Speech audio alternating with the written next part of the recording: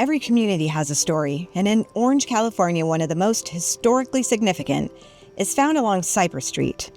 Here, Spanish-speaking people from all over Mexico and South America built their community and family legacies, making history in 1944 when their children were among the first to break the barriers of segregated schools.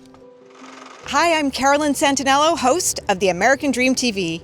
Today, we'll walk along the railroad tracks to Orange's Cypress Street Barrio District, a neighborhood where migrant farm workers once lived, where murals still tell their story, and where children once segregated by education took their first steps together toward equality.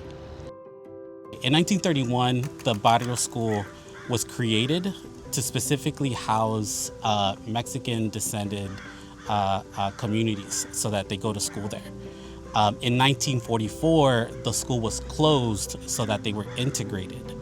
1944 to 1954 is about a 10-year span.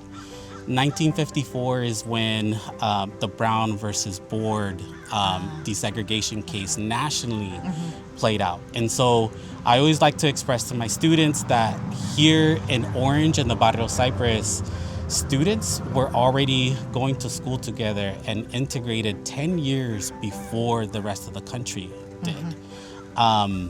Now, there's a famous court case by the name of Mendez versus Westminster, or Mendez et al. There was 5 families specifically that filed this court case.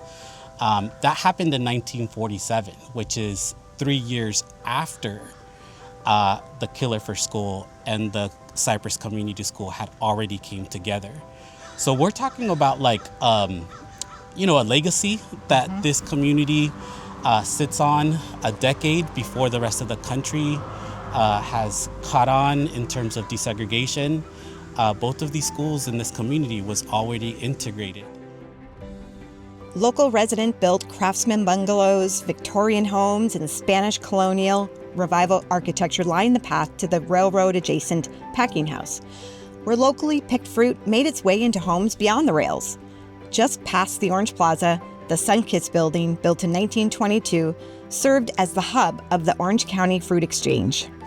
In 1931, 2 schools opened, just a stone's throw away, both built in the Spanish colonial revival style. Cypress Street School served Spanish-speaking children, while Killefer School was for white English-speaking students. One neighborhood, 2 worlds apart. At that time, it was probably about 20 to 30 students. That's quite a few. Yeah, there was quite a bit. Yeah.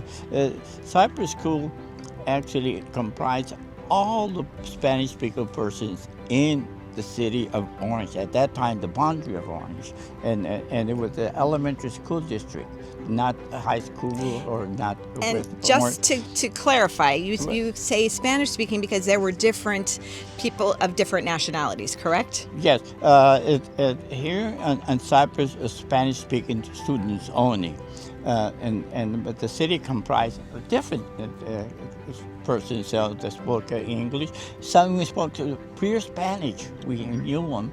They couldn't understand us sometimes, but there were different ethnic cultures within the community here.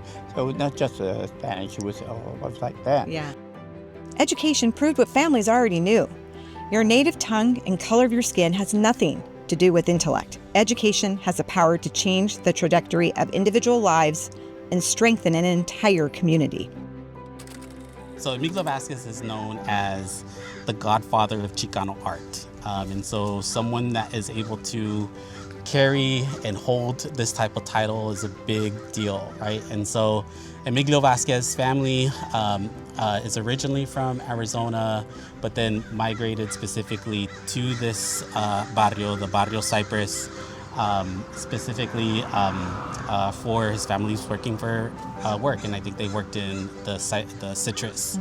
And so Emigdio Vásquez documented the stories and amplified through murals, through arts, through paintings, the stories of his community. And so this specific mural here is called the Proletariado de Aztlán, documents the stories of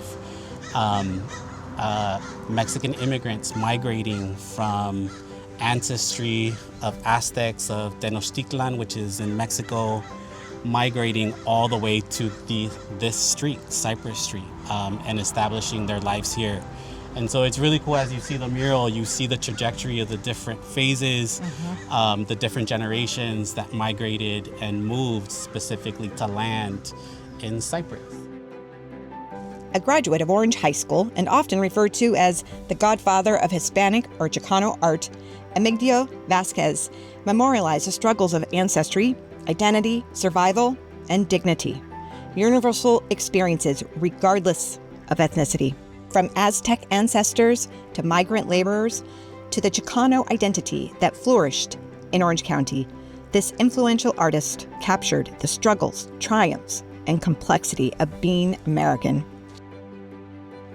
Here in Orange, history lives not just in our buildings and murals, but in the spirit of our people. We honor those who paved the way, and we continue their dream of a united, diverse, and thriving community.